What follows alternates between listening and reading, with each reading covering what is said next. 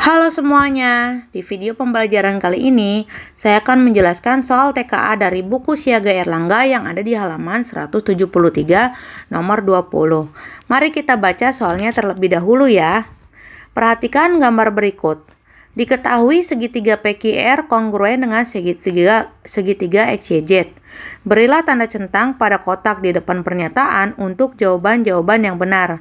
Nah, kalau kalian lihat di sini, baik pernyataan 1 sampai pernyataan 4 terkesannya betul semua, tapi ternyata ada teori di baliknya. Nah, jadi khusus kekongruenan pada segitiga itu untuk mengeceknya ada beberapa hal ya. Contohnya gini, di dalam soal ini tidak ada panjang sisinya, tidak ada besar sudutnya gitu ya. Jadi kita hanya mencerna informasi-informasi yang ada di soal gitu ya. Jadi khusus kekongruenan pada segitiga. Nah, saya awali dulu dengan kesebangunan. Di video sebelumnya saya pernah menyampaikan bahwa kesebangunan pada segitiga walaupun ada 2 syarat, tapi cukup salah satu syarat saja yang terpenuhi, baik sisinya saja atau sudutnya saja. Tapi di dalam kekongruenan itu harus sama persis. Ya, panjangnya sama, sudutnya sama. Tapi walaupun segitiga mempunyai 3 sisi dan 3 sudut, tidak perlu kita tahu ketiga-tiganya. Misalnya sisinya kita harus tahu semuanya nih, tiga-tiganya, dan sudutnya juga tiga-tiganya kita harus tahu. Ternyata enggak.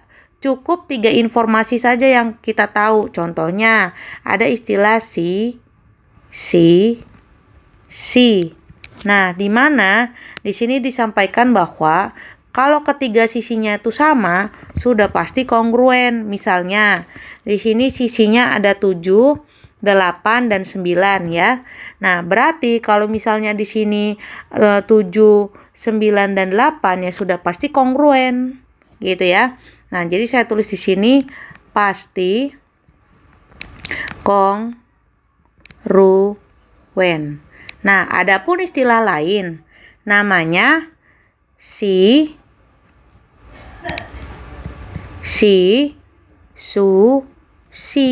atau sisi, sudut, sisi. Nah, contohnya seperti ini ya. Misalnya saya hapus 8-nya, lalu saya buat di sini sudut sebesar 55 derajat. Nah, di sini juga 55 derajat. Nah, ini sudah dipastikan kongruen gitu, dengan syarat sudutnya harus diapit oleh kedua sisinya gitu ya. Jadi pasti kongruen. Nah, sedangkan yang pasti kongruen juga yaitu adalah ini su. Nah, jadi yang diketahui cukup satu saja, misalnya yang ini 75 ya. Nah, ini kan tadi 8. Nah, ini dihapus saja. Gitu ya. Jadi di sini ditambah 75. Lalu di sini ada 8. Gitu ya. Nah, berarti di sini ada yang saya hapus yaitu 8-nya. Nah, ini sudah pasti sebangun ya. Pasti kongruen maksud saya. Nah, yang keempat adalah ini si. Nah, ini sudah pasti kongruen.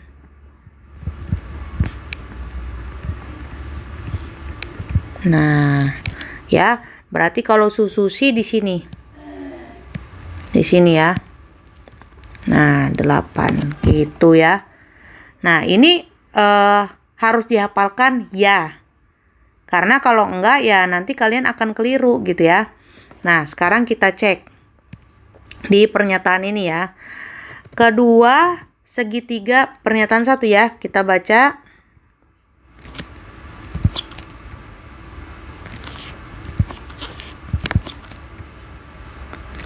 Kedua segitiga pasti kongruen jika, nah, yang diinformasinya kan adalah sudutnya semua ya. Berarti di sini su. Nah, kalau sudutnya sama pun, kalau panjangnya berbeda, ya berarti kan dia nggak mungkin kongruen. Contoh, segitiga sama sisi ya di sini ya. Nah, segitiga sama sisi, walaupun sudutnya 60 semua, tapi kan tetap saja sisinya belum tentu sama. Bisa saja misalnya di sini 5 ya. Di sininya 5 cm tapi di sini 2 cm gitu ya. Jadi nggak kongruen gitu ya. Jadi kita nggak klik. Yaitu di sini saya tulis tidak mungkin kongruen. Nah, di sini kita masuk ke pernyataan yang kedua. Kedua segitiga pasti kongruen jika, nah di sini ada sisi ya, sisi dan sudut. Nah, tinggal kita lihat di sini sisinya yang mana ya. Sekarang kita hapus. Sisi yang diketahui di sini adalah PR dengan YZ. Lalu di sini adalah QR dengan XZ, YZ ya, YZ dan XY. Di sini XY ya. Oke, yang ini. Lalu sudutnya Q dengan X. Nah, di sini berarti sisi su. Nah, sisi su ada nggak di sini?